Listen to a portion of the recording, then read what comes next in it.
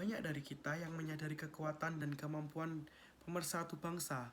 Kemampuan berkomunikasi adalah salah satu yang sering kita terima begitu saja setiap hari. Kebanyakan Anda bangun di pagi hari dan menelusuri media sosial Anda saat kami menambahkan teknologi untuk melakukan, dan Anda datang di komentar video atau meme yang membuat Anda di lantai retak begitu buruk. Anda bahkan tidak bisa bernafas atau mungkin hanya saja tak harap. Nah, insting pertama Anda adalah masuk ke kelas pada hari berikutnya dan membagikannya dengan sebanyak mungkin orang. Sekarang, bayangkan skenarionya lagi tiap semua orang di ruangan itu berbicara dalam bahasa yang tidak Anda mengerti.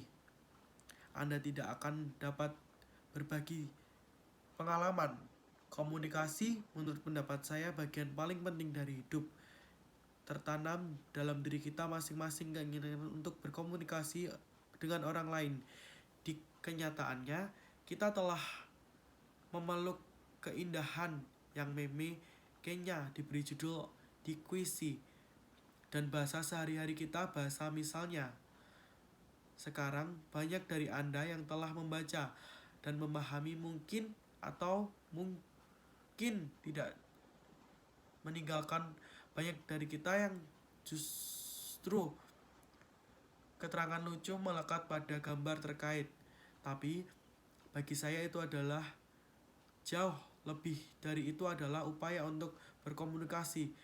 Berkomunikasi dengan audiens yang tidak dapat memberi dan tidak dapat memahami konten meme bahasa Inggris hanya karena tidak mengetahui bahasanya. Tujuan saya untuk pembicaraan TED ini adalah untuk mendorong akuisisi lebih lanjut dan pemeliharaan bahasa sehari-hari kita. Sekarang, saya tahu bahwa banyak dari Anda telah memperhatikan mungkin tidak begitu akses Kenya. Saya mendarat di sini 7 tahun yang lalu dari Amerika Serikat, dan ketika saya berjalan melalui bandara, saya bingung dengan tanda-tanda panah berabel dalam bahasa ini.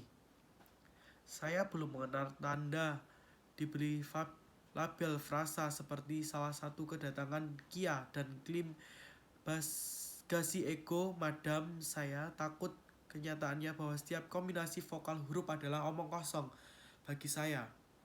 Sekarang, sebagai akibat dari semua pengalaman saya dan Kyokaku menjadi vernakular, saya dan kakek, nenek atau anggota tua saya dari keluarga saya memiliki gagasan bahwa ini dimaksudkan untuk generasi yang lebih tua dan masih merupakan pola pikir yang masih dimiliki banyak dari kita kaum muda saat ini, menghalangi kita untuk belajar bahasa ibu. Saya ingin menyampaikan kepada Anda bahwa ada begitu banyak manfaat dari belajar bahasa ibumu. Yang berikut hanya beberapa koneksi ke budaya atau kutipan yang menyatakan bahasa budaya dan budaya adalah bahasa. Bahasa adalah sistem komunikasi yang digunakan oleh negara tertentu atau budaya, dan ketika sebelum dapat menggunakan bahasa vernakular kita akan mampu membangun ikatan dalam budaya kita, dan di Kenya kita telah merangkul keindahan dan kita mampu menjadikan Kenya telah memainkan peran besar dalam mengatur revolusi hiburan vernakular. Karnivora merintis acara lokal dan melihat budaya komedi salsa vernakular. Bahasa adalah sistem. Bahasa adalah peta jalan suatu budaya, menunjukkan bahwa dari mana orang berasal dan kemana mereka pergi. Kata Rita Mae Brown, tanpa bahasa sama sekali dan sama sekali tidak mungkin orang individu untuk sepenuhnya memahami dan terhubung dengan budaya komunikasi Kyuku. Penangkapan ikan paus Marquis Hugh. Saya menyadari bahwa ada begitu banyak yang belum saya temukan. Ketika saya pindah ke sini, saya takut pergi ke supermarket. Saya akan bersembunyi di belakang ibu saya di kas mendaftar, berharap orang yang duduk di sisi lain tidak dapat melihat saya. Bertanya kepada Mambo, karena saya tidak tahu bagaimana menjawabnya. Tetapi setidaknya sekarang saya tahu itu buruk. Setelah saya beberapa tahun mengambil beberapa kosakata di sana sini, apa yang diuji ketika saya melewati kios di luar gereja, saya tentu menggunakan bahasa yang mengerikan, tetapi saya tidak peduli karena saya masih pergi dengan 2 lollipop yang ingin saya beli selain permen. Ini saya menghilangkan kepercayaan diri kepada kemampuan saya untuk berkomunikasi, belajar bahasa lebih jauh, lebih mudah diucapkan daripada dilakukan.